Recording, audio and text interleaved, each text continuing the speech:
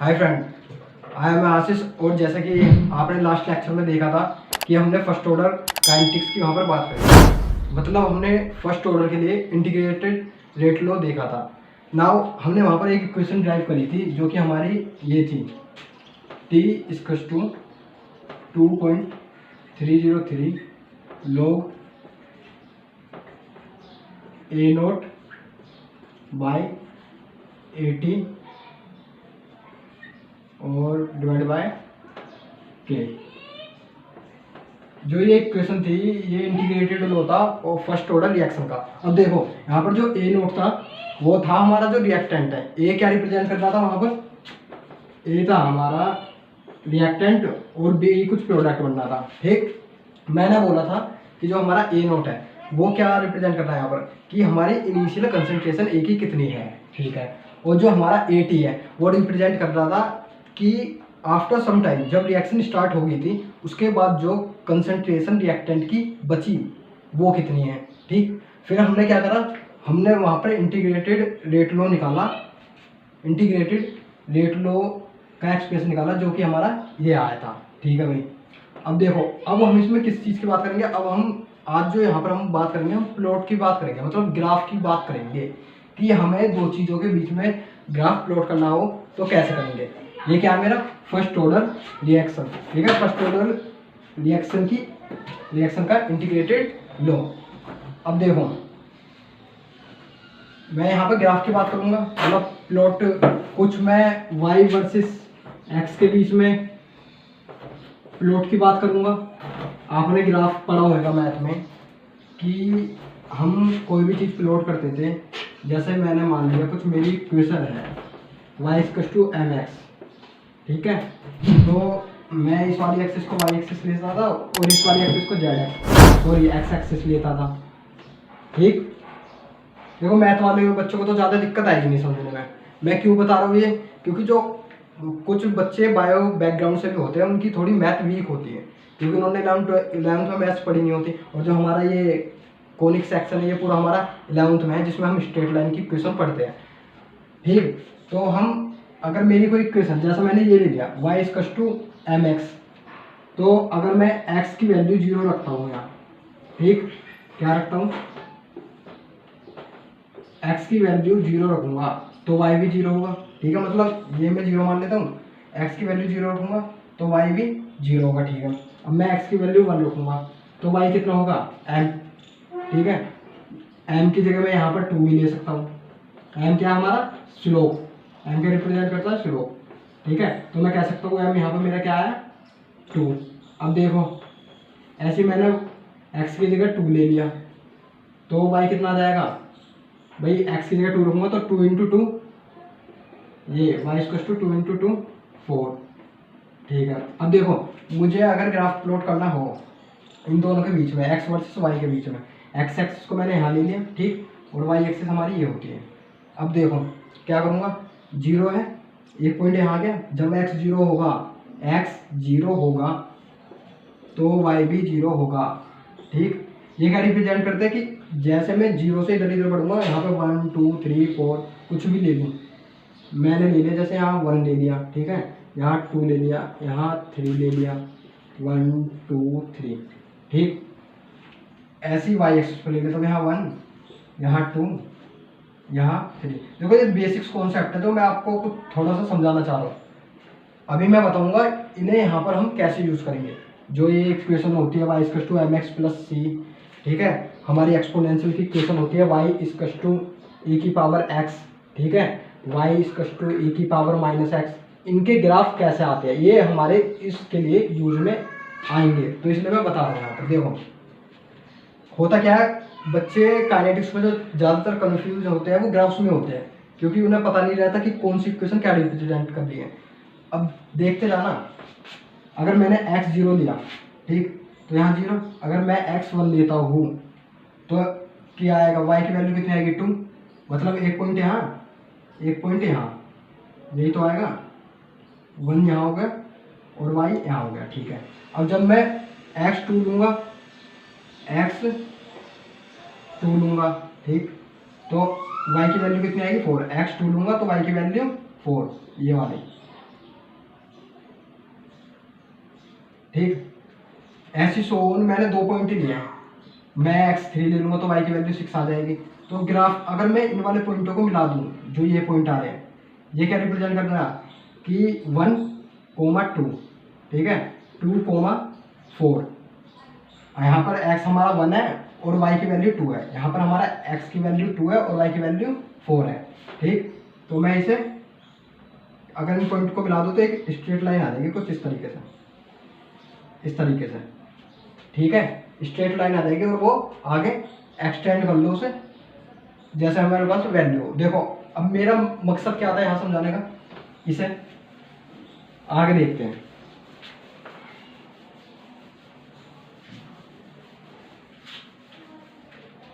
देखो ये थी हमारी इक्वेशन जो हमारी फर्स्ट ऑर्डर काइनेटिक्स के लिए आई थी, इंटीग्रेटेड रेट लॉ एक्सप्रेशन। अब देखो यहाँ पर मेरा टी क्या रिप्रेजेंट कर रहा है, ये हमारा टाइम। ठीक, हमारे यहाँ पर के क्या रिप्रेजेंट कर रहा है, रेट कांस्टेंट। रेट कांस्टेंट मतलब कांस्टेंट का मतलब क्या है, जो चीज चेंज ना हो। ठीक है, अगर मैं यहाँ पर कुछ कंसंट्रेशन बदलूं तो के पे कोई फर्क नहीं पड़ेगा। ठीक है, और ये जो है हमारी ए नोट, ये हमारी इनिशियल कंसंट्रेशन थी रिएक्टेंट की, इनिशियल कंसंट्रेशन ऑफ रिएक्टेंट। ठीक, और एटी क्या था हमारा, A concentration of reactant, concentration of reactant left at time T, मतलब किसी टाइम पर, कुछ टाइम जो किसी टाइम पर रिएक्टेंट की कंसंट्रेशन कितनी बची। ठीक, अब देखो अगर मैं इस इक्वेशन को, ये जो है इसे इसके साथ कंपेयर करूं, y equals to m x. ठीक है, तो देखो m क्या है, स्लोप है, स्लोप कांस्टेंट होता है मैं बोल सकता हूँ एक तरीके से। ठीक है, कि स्लोप की कुछ वैल्यू होती है। तो मैंने क्या करा, मुझे एक्चुअल में यहाँ पर करना क्या है, मुझे t वर्सेस लोग ए नोट बाई ए टी के बीच में ग्राफ प्लॉट करना है।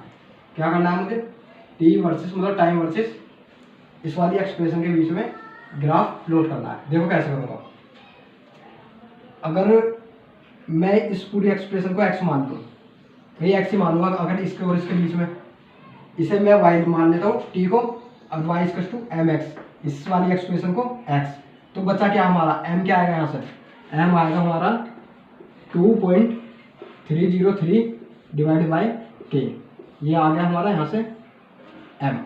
ठीक, अब देखो इसका ग्राफ देखना जरा,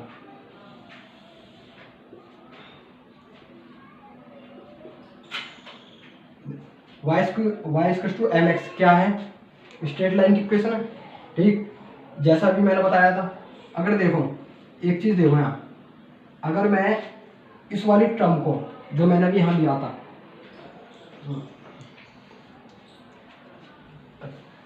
ठीक है, सॉरी फ्रेंड मुझसे एक गलती हो गई है, मैं यहाँ पर जो y एक्सिस है, एक मिनट रुको, देखो जो यहाँ पर मैंने क्या लिया था अभी, हमें t वर्सेस इसके बीच में प्लॉट करना है, टाइम वर्सेस इसके बीच में। तो मैं जो ये लूँगा ना, ये अपनी टर्म, हमें टाइम के साथ ही तो कोई चीज़ कितनी चेंज हो रही है वो देखनी है ना, तो मैं इसे लूँगा इस वाली एक्सप्रेशन को y एक्सिस पर, ठीक है, और इसे लूँगा x एक्सिस पर। ठीक, y एक्सिस पर, और इसे रिप्रेजेंट करूँगा x एक्सिस पर। तो देखो यहाँ से हो क्या जाएगा, जो ये हमारी इक्वेशन थी t equal to 2.303 divide by k log a naught by a t. तो सिर्फ मैं इस एक्सप्रेशन को क्या लूँगा y, और इसे क्या लूँगा x। तो मैं देखो इसे इस वाली इक्वेशन को, जो ऊपर वाली इक्वेशन है ना, ये इसे रीअरेंज करके देखो, सिंपल क्या कर रहा हूँ, रीअरेंज इस वाली टर्म को एक साइड ले जा रहा हूँ, log ए नोट बाय 80, ठीक, के इधर ले गया तो क्या हो गया के टी डिवाइड बाय 2.303। ये क्या आ जाएगा इधर आके, ये वाली जो 2.30 है इधर आके डिवाइड में आ जाएगा। मैंने क्या करा, सिंपली इस वाली इक्वेशन को रीअरेंज करा। तो अब देखो यहाँ से क्या करा मैंने, इसे मैंने y मान लिया जो ये वाली टर्म है, और जो मेरा टाइम है वो मैंने x मान लिया। भाई यहाँ पे क्या चेंज होगा, x क्या हमारा वेरिएबल, और वेरिएबल क्या होते हैं जो चेंज होते हैं। भाई k तो कांस्टेंट रहेगा तो k चेंज नहीं होगा, और 2.303 वो भी कांस्टेंट है। तो इसे ये क्या हो गया हमारा स्लोप, ये क्या हो गया स्लोप। तो देखो इसे आसानी से हम इसके साथ कंपेयर कर सकते हैं, y पर इसे, ठीक, y क्या हमारा ये log ए नोट बाय 80, और x क्या हमारा t। अब देखो अगर मुझे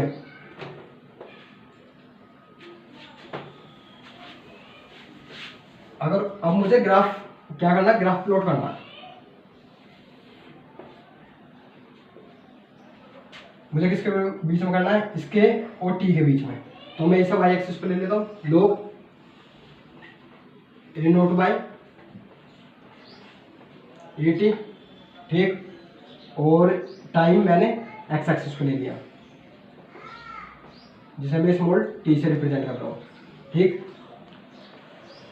अब सिंपल सी बात देखो, अगर मैं टाइम के साथ, मुझे ये वाली पूरी टर्म देखनी है कि ये टाइम के साथ कैसे चेंज होगी, तो मुझे कुछ नहीं करना। मुझे पता है कि मैं इसे इसके साथ कंपेयर कर सकता हूँ। तो क्या है, मेरी ये वाली इक्वेशन क्या होती है, स्ट्रेट लाइन की इक्वेशन, जो हमारी किससे स्टार्ट होती है। भाई ये वाली इक्वेशन किससे स्टार्ट होती है, जीरो से। कहने का मतलब ये, अगर मैं टाइम, जब टाइम जीरो होगा, t = 0 होगा, तो ये पूरी टर्म जीरो होगी, और जब ये पूरी टर्म जीरो होगी तो ये भी जीरो होगा। भाई टाइम जब जीरो होगा, ठीक है, इफ t = 0, तो हमारा जो log है, log a naught bye t, ये भी जीरो होगा, ठीक। अगर मैं, और देखो एक चीज और बताना चाहूँ यहाँ से, अगर log को मैं उधर ले जाऊँ तो क्या होगा, A naught by 80 equals to exponential की पावर 0, सॉरी एक्सपोनेंशियल की पावर 0 नहीं, यहाँ पर log है तो इसका बेस जो होगा 10 होगा, 10 की पावर 0। अगर किसी की भी पावर 0 होती है, किसी की पावर 0 होती है, तो वो क्या होता है 1 के इक्वल, 1 के इक्वल, ठीक। अब देखो आप सिंपल सी यहाँ से एक बात समझो जो मैं समझाना चाह रहा हूँ। मुझे इन दोनों के बीच में ग्राफ प्लॉट करना है। अगर मेरा टाइम 0 होगा तो ये भी 0, तो मेरी जो लाइन है यहाँ से स्टार्ट होगी ओरिजिन से, और एक स्ट्रेट लाइन जाएगी, ठीक है। स्लोप कितना है इसका, ये k बाय 2.303, ठीक है। ये तो हो गया मेरा स्लोप ऑफ लाइन, जो ये स्ट्रेट लाइन है, और जो हमारा y है वो ये रहा, और टाइम ये रहा। तो ये हमने रिप्रेजेंट करके दिखा दिया कि अगर हमें log a naught by 80 versus time के बीच में ग्राफ बनाना हो तो कैसे प्लॉट होगा, ऐसे प्लॉट होगा, ठीक। अब देखो इसके बीच में तो ग्राफ प्लॉट हो गया। अगर मैं इस इक्वेशन को थोड़ा और रीअरेंज कर दूं और फिर दो टर्म के बीच में और ग्राफ प्लॉट करूं, कहने का मतलब ये है, देखो इस ग्राफ को ध्यान रखना, ये अक्सर आता है, ये किस हम आके ग्राफ प्लॉट कर क्यों रहे हैं। देखो जब हमें कोई डाटा गिवन हो, उस डाटे में हमें इनिशियल कंसंट्रेशन की वैल्यू दे रखी हो, ठीक है, और कुछ टाइम पर रिएक्टेंट की वैल्यू दे रखी हो कि कितने, कुछ टाइम पर कितनी रिएक्टेंट की वैल्यू बची, ठीक, और हमें टाइम गिवन हो, मतलब ऐसे गिवन समझ के चलो, ठीक है। कोई बॉक्स से रिप्रेजेंट करके दिखा दूंगा आपको। यहाँ टाइम दे रखा होगा कि यहाँ पर 2 मिनट, 4 मिनट, 5 मिनट, ठीक, और यहाँ पे ए नोट की वैल्यू मतलब इनिशियल कंसंट्रेशन, यहाँ पे 80 की वैल्यू। एज ए एग्जाम्पल समझो, ऐसे क्वेश्चन आ जाते हैं कभी बार। और यहाँ पे इसकी कंसंट्रेशन दे दी कि 2 मोल पर लीटर, ठीक है। मैं सारी कंसंट्रेशन यहाँ पे मोल पर लीटर में दे रहा हूँ, तो मैं शो नहीं करता 2, 3, 4, भाई इनिशियल कंसंट्रेशन तो T2 रहेगी, इनिशियल कंसंट्रेशन तो चेंज नहीं होगी, जो हमारी लेकिन 80 है। मतलब कुछ टाइम बीतने के बाद हमारी जो रिएक्टेंट की कंसंट्रेशन बचेगी क्या होगा, पहले तो 2 ही होगी इनिशियली, जब टाइम जीरो होगा, जब टाइम जीरो होगा, ठीक, मतलब रिएक्शन स्टार्ट नहीं हुई होगी, तो हमारी कंसंट्रेशन 80 इसका 2 ही होगा। फिर कुछ टाइम बीतने के बाद जैसे 2 मिनट बीत गई, मैं कह रहा हूँ कि 1.5 बची है, फिर ऐसे 1.3 बची, 1.2 बची, ऐसे शोन चलता जाएगा। और हमें देखो अब 2 वैल्यू हमें दे रखे और टी भी पता है। अगर हमें इस डाटा से पता करना हो कि ये रिएक्शन, जिस रिएक्शन के लिए डाटा गिवन है, मैंने एज अ ऑर्डिनरी डाटा लिया, कोई ये फिक्स डाटा नहीं है, ठीक है, कि इस डाटा के लिए अगर हमें कोई डाटा गिवन हो, हमें पता करना हो कि ये रिएक्शन कौन से ऑर्डर की है, तो कैसे पता करूँगा, मैं log A0/80 निकाल सकता हूँ यहाँ से, और log A0/80 भी निकाल सकता हूँ, ठीक, और टाइम मुझे दे रखा है, तो मैं इन दोनों के बीच में ग्राफ प्लॉट कर दूंगा। अगर इन दोनों के बीच में ग्राफ प्लॉट स्ट्रेट लाइन आ रहा है, जैसे कि ये आ रहा है, तो इसका मतलब वो फर्स्ट ऑर्डर फॉलो कर रही है, फर्स्ट ऑर्डर काइनेटिक्स फॉलो करती है, ठीक है। इससे ये प्रूव हो जाता है कि जो हमें गिवन डाटा दे रखा है वो फर्स्ट ऑर्डर का है। अगर नहीं आती है इन दोनों के बीच में स्ट्रेट लाइन, इसका मतलब वो फर्स्ट ऑर्डर की रिएक्शन है ही नहीं, ठीक है। आई होप आपको यहाँ तक समझ में आया होगा। अब देखो मैं क्या करूँगा, अब सिंपल सा एक टर्म और रीअरेंज करूँगा, यही इक्वेशन जो मैंने फर्स्ट ऑर्डर की इक्वेशन ऐसे लिख दी, इंटीग्रेटेड रेट लो एक्सप्रेशन, देखो 80 इक्वल्स टू A0 e की पावर माइनस KT, ठीक। अब मुझे किसके बीच में बनाना है, concentration of reactant versus AT, क्या हमारी कंसंट्रेशन ऑफ रिएक्टेंट है, वर्सेस T के बीच में ग्राफ प्लॉट करना है, ठीक है। तो देखो कैसे करूँगा, सिंपल से देखो हमारा, देखो इससे पहले एक चीज समझो,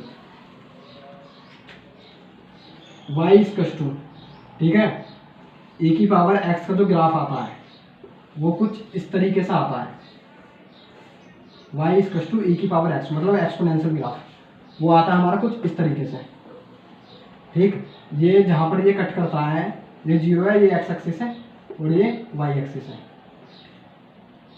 ये 1 के इक्वल होता है। क्यों, जब हम x को 0 रखेंगे और 0 की पावर कुछ भी किसी भी कांस्टेंट की पावर 0 हो या किसी की पावर 0 हो, ठीक है, तो उसे इक्वल टू 1 लेते हैं हम। तो जब मैं यहाँ पर x की जगह 0 रखूंगा, e की पावर x है, यहाँ x की जगह 0 रखूंगा तो y इक्वल टू 1 आ जाएगा, जो यहाँ कट करेगा, x इक्वल टू 0 यही तो है, y इक्वल टू 1 यहाँ। अब ऐसी जैसे जैसे बढ़ाता जाऊंगा ना वैल्यू, देखो e की जो वैल्यू होती है हमारी 2 पॉइंट समथिंग होती है, 174 के लगभग, मुझे एग्जैक्ट वैल्यू याद नहीं है। अब एक बात समझने की कोशिश करना, अगर मैं x की वैल्यू इंक्रीज करूंगा, x इसके पावर में इस वैल्यू के में, इसका मतलब इसकी वैल्यू इंक्रीज करूंगा, तो जब किसी चीज की भी मैं पावर बढ़ाता हूँ, हम किसी भी चीज की, जैसे मैं कह रहा हूँ मेरा 2 है और मैं इसकी पावर इंक्रीज करूंगा, मैं कह रहा हूँ x इसकी पावर है, अगर मैं इंक्रीज करूंगा तो ये पूरी टर्म बढ़ेगी ना भाई, अगर मैं x बढ़ाऊंगा तो ये भी तो पूरी टर्म बढ़ेगी, समझने की कोशिश करो। एक बार 2 की पावर मेरी 1 है तो 2 आ गया, एक बार मेरी 2 की पावर 2 है तो 4 आ गया, एक बार मेरी 2 की पावर 3 है तो 8 आ गया, ठीक है। तो देखो जैसे जैसे मैं पावर इंक्रीज कर रहा हूँ, क्या कर रहा हूँ, पावर इंक्रीज, तो ये पूरी वैल्यू भी बढ़ी है। ऐसी यहाँ पर अगर मैं x की वैल्यू इंक्रीज करूँगा तो y की वैल्यू भी इंक्रीज होगी एक्सपोनेंशियली। देखो आप यहाँ से देख भी सकते हो, ठीक, देखो इंक्रीज हो रही है, जैसे जैसे मैं x की वैल्यू बढ़ा रहा हूँ y की वैल्यू भी इंक्रीज हो रही है। ये तो हो गया मेरा e की पावर x के बीच का ग्राफ। अब देखो मुझे जो यहाँ पर देखना है वो देखना है e की पावर माइनस x का ग्राफ।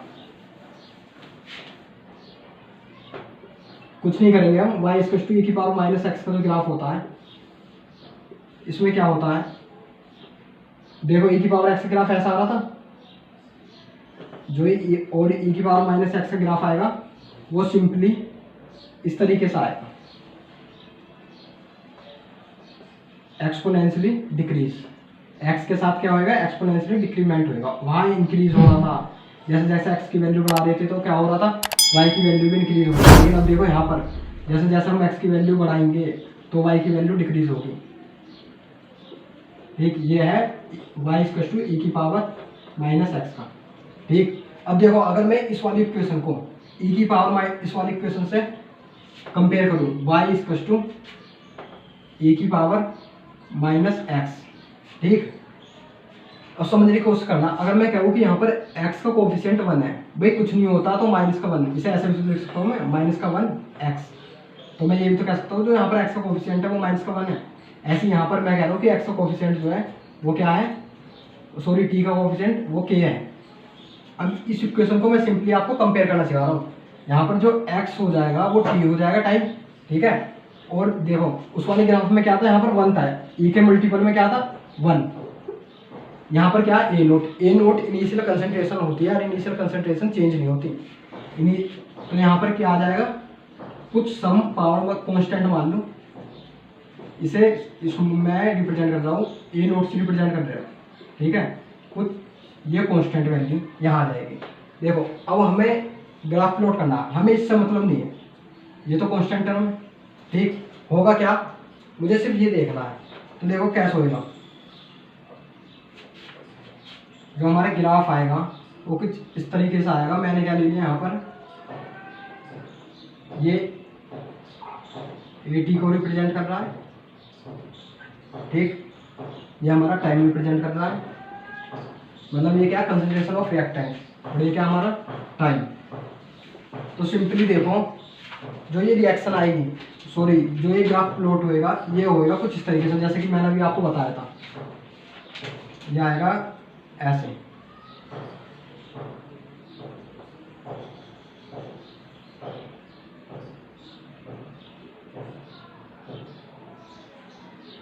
ठीक, ऐसा आएगा कुछ, एक्सपोनेंशियली क्या होएगा, डिक्रीज होएगा ये टाइम के साथ। अब एक चीज यहाँ पर ध्यान रखना कि जो हमारी फर्स्ट ऑर्डर रिएक्शन होती है ना वो कभी कंप्लीट नहीं होती, इसलिए मैं इसे कभी भी टाइम यहाँ पर इस वाली एक्सिस पे टच नहीं करूँगा।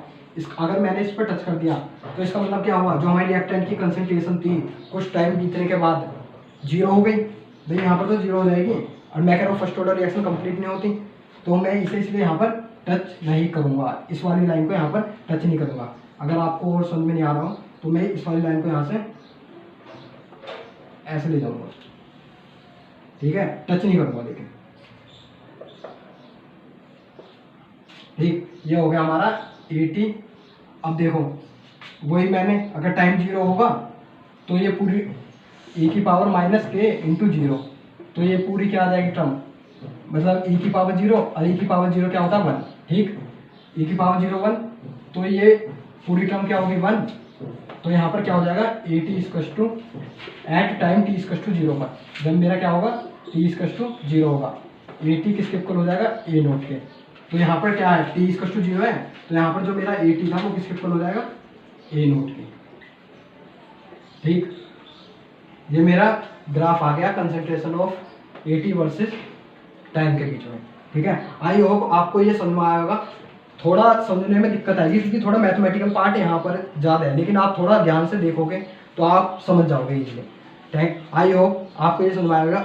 इस वीडियो को देखने से पहले मेरे प्रीवियस लेक्चर जरूर देखना, क्योंकि मैंने वहाँ पर जहाँ से मैंने केमिकल काइनेटिक स्टार्ट की है, अगर आप सीधा इस पर आओगे तो आपको ये नहीं पता चलेगा कि ये आया कहाँ से, ठीक है, ये वाला इंटीग्रेटेड रेट लो कहाँ से आया, और कुछ बेसिक्स भी आपको काइनेटिक्स के नहीं आएंगे। तो प्लीज़ आप पहले उन्हें देखना फिर इसे देखना। Thank you.